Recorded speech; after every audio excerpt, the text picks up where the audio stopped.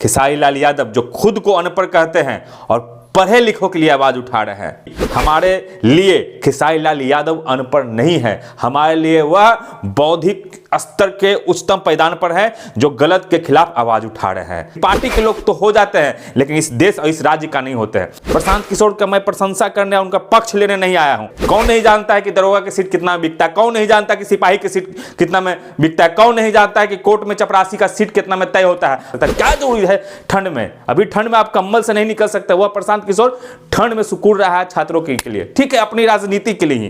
कुछ लोग कहते हैं खुद की राजनीति के लिए, मैं मान लेता हूं कि खुद की राजनीति करने के लिए। तो और भी तो नेता हैं, कितने नेता छात्र राजनीति करके आ रहे हैं। प्रशांत किशोर के पास वेनिटी वैन है। अरे छोटा छोटा नेता जो मंत्री है, कोई विधायक है, अरबों नहीं खरबों रुपया कमा लिया, लेकिन 2 साल से लगातार 2 से 3 साल से वो पद यात्रा कर रहा आदमी।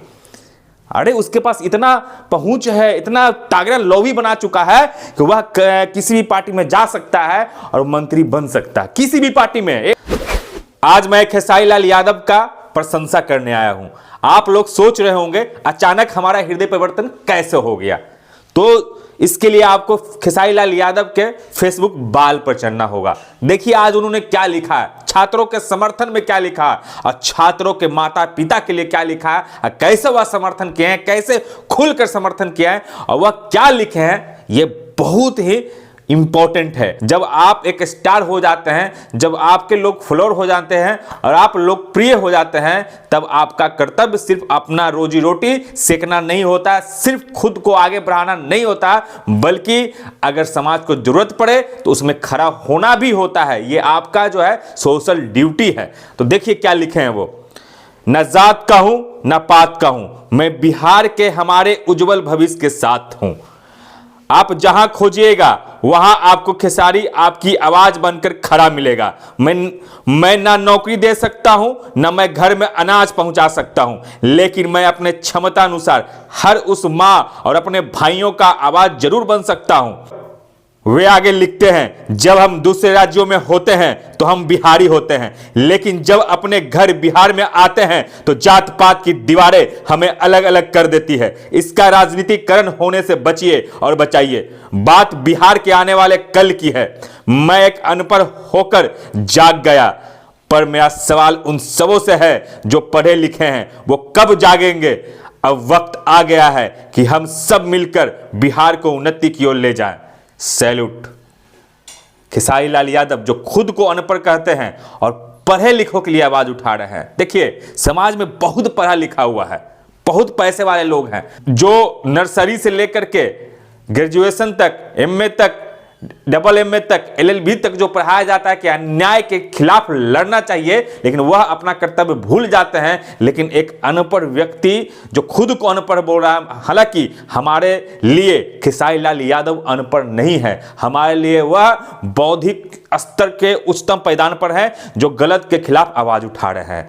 पढ़ा लिखा क्या होता है, जो गलत को बर्दाश्त ना कर सके अपना स्वार्थ के लिए। बहुत लोग जो है, जो शिक्षित लोग हैं, जो अपना स्वार्थ देख रहा है कि अगर मैं यहां सपोर्ट करूंगा तो प्रशांत किशोर आगे बढ़ जाएंगे, या फिर मेरी नौकरी खतरे में आ जाएगी, या फिर मेरा कलाकारी खतरे में आ जाएगी, या फिर मैं क्यों बोलूं मैं इस पार्टी का, मैं फलना पार्टी का हूं, मैं ढेकना पार्टी का हूं। लेकिन पार्टी के लोग तो हो जाते हैं लेकिन इस देश और इस राज्य का नहीं होते हैं। जो छात्र लगातार 10 सालों से मेहनत करता है और 10 बाई 10 रूम में रहकर पढ़ता है, कभी मार भात कभी खिचड़ी खाता है, उसके पास मिठाई खाने के लिए पैसे नहीं होता है। 10 रुपया के अगर रसगुल्ला खाना हो तो वह किसी के शादी ब्याह का इंतजार करता है। वैसे लड़का जब रिजल्ट आता है तो ऊपर बैठे जो बड़े बड़े माफिया लोग रिजल्ट में गड़बड़ी करते हैं और सीट बिक जाती है। कौन नहीं जानता है कि दरोगा की सीट कितना बिकता है, कौन नहीं जानता कि सिपाही की सीट कितना में बिकता है, कौन नहीं जानता है कि कोर्ट में चपरासी का सीट कितना में तय होता है, और ये कौन नहीं जानता है कि बीपीएससी के सीट कितना में, डीएसपी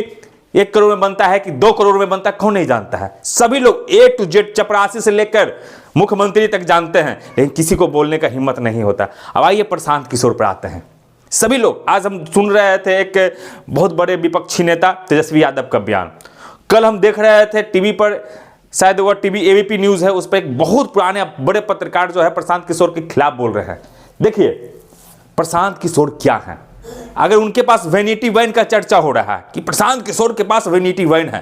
अरे छोटा छोटा नेता जो मंत्री है, कोई विधायक है, अरबों नहीं खरबों रुपया कमा लिया। शायद किसी को पता भी नहीं होगा, आम आदमी को पता भी नहीं होगा, क्योंकि आम आदमी जागरूक नहीं है बिहार का, भारत का, इसलिए पता नहीं है कि उसके नेता के पास कितना करोड़ काला रुपया है। लेकिन अगर प्रशांत किशोर का मैं प्रशंसा करने, उनका पक्ष लेने नहीं आया हूं, बल्कि बताने आया हूं प्रशांत किशोर क्या थे। एक जॉब करने वाला व्यक्ति थे, रोजगार करने वाला व्यक्ति थे, जो विदेश में रहता था, अब भारत में आकर रोजगार किया और वह जो है पॉलिटिकल मैनेजर के रूप में आप बोल सकते हैं कि राजनीतिक में एज ए मैनेजर काम किया। मोदी के लिए, राहुल के लिए भी, कांग्रेस में भी, तृणमूल कांग्रेस में भी काम किया, यूपी में जो पार्टी उसके लिए भी काम किया, सभी जगह घूम घूम के वह काम किया। तो उससे जो पैसा कमाया उससे वो अपना ये कर रहा है। लेकिन 2 साल से लगातार 2 से 3 साल से वो पद यात्रा कर रहा आदमी, अरे उसके पास इतना पहुंच है, इतना तागड़ा लॉबी बना चुका है कि वह किसी भी पार्टी में जा सकता है और मंत्री बन सकता है। किसी भी पार्टी में, A to Z, किसी भी, बीजेपी, कांग्रेस, तृणमूल कांग्रेस, जदयू, किसी भी पार्टी में जाएगा और चुपचाप रहेगा तो एक मंत्री का पद तो मिल ही जाएगा। उसका चेला 2-4-5 को जो है विधायक बन जाएगा, 1-2 को सांसद बन जाएगा, आराम से उसका जीवन कट सकता है। क्या जरूरी है ठंड में? अभी ठंड में आप कंबल से नहीं निकल सकते। वह प्रशांत किशोर ठंड में सुकून रहा है छात्रों के लिए, ठीक है, अपनी राजनीति के लिए ही। कुछ लोग कहते हैं खुद की राजनीति के लिए, मैं मान लेता हूं कि खुद की राजनीति करने के लिए। तो और भी तो नेता हैं, कितने नेता छात्र राजनीति करके आ रहे हैं, कितने नेता रोड पर संघर्ष करके नेता बन रहे हैं। पप्पू यादव का देख रहे थे कि विरोध कर रहे हैं। पप्पू यादव की राजनीति कैसे एंट्री हुई है, राजनीति एंट्री, या पप्पू यादव का इतिहास क्या, किससे छुपा हुआ है। और तेजस्वी यादव को याद दिलाना चाहते हैं चंपा विश्वास और गौतम विश्वास के बारे में। कांड हुआ था, उसको आप लोग गूगल करिए, जिसके सरकार में दर्जनों नरसंहार हुआ। वो सुशासन की बात करे, किसी नेता के पास अगर वैनिटी 1 है उस पर बात करे तो बहुत ही हमको हंसी आती है। और लगता है कि बिहार के लोगों की मानसिकता और सोच कितना छोटा हो गया है। कुछ बीजेपी के लोग, कुछ जदयू के लोग, कुछ आरजेडी के लोग प्रहार कर रहे हैं प्रशांत किशोर पर। मैं कहना चाहता हूं कि सही राजनीति करिए।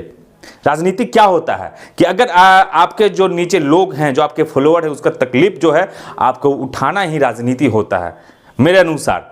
जो प्रशांत किशोर कर रहे हैं, भविष्य में क्या करेंगे हम नहीं जानते, लेकिन अभी तक तो कुछ गलत नहीं किए हैं। लेकिन जो पार्टियां लगातार नरसंहार करवाई है, जो पार्टियां लगातार जो है करप्शन करवाई है, चाहे कोई भी हो करवाई है, वो पार्टियां वैनिटी 1 के लिए अगर प्रशांत किशोर को बोल रही है तो हमको हंसी आ रहा है। वो पार्टियां के जो बच्चे हैं अगर प्रशांत किशोर को नीचा दिखा रहे हैं तो हंसी आ रहा है। हमको पप्पू यादव पर हंसी आ रहा है। वो प्रशांत किशोर जैसे पढ़े लिखे अगर नेता पर आरोप लगाते हैं, किसी भी प्रकार के भरमाते हैं, तो ये समझिए कि बिहार के जो शिक्षा पर प्रश्न उठाता है। आज जो प्रशांत किशोर कर रहे हैं वो बहुत बड़ा काम कर रहे हैं छात्रों के लिए। और अगर राजनीति ही है तो राजनीति ऐसी ही होनी चाहिए। अगर देश की राजनीति ऐसी होगी, बिहार की राजनीति ऐसी होगी, तब बिहार जो अभी सबसे पीछे है तभी आगे हो सकता है, अन्यथा नहीं हो सकता। बाकी फिर से हम खेसारी लाल यादव को सैल्यूट करना चाहते हैं, जिसको ना राजनीति से मतलब है, नहीं किसी तरह के वे कोचिंग माफिया हैं, फिर भी छात्रों के समर्थन में खुल के लिखे हैं। इसके लिए धन्यवाद।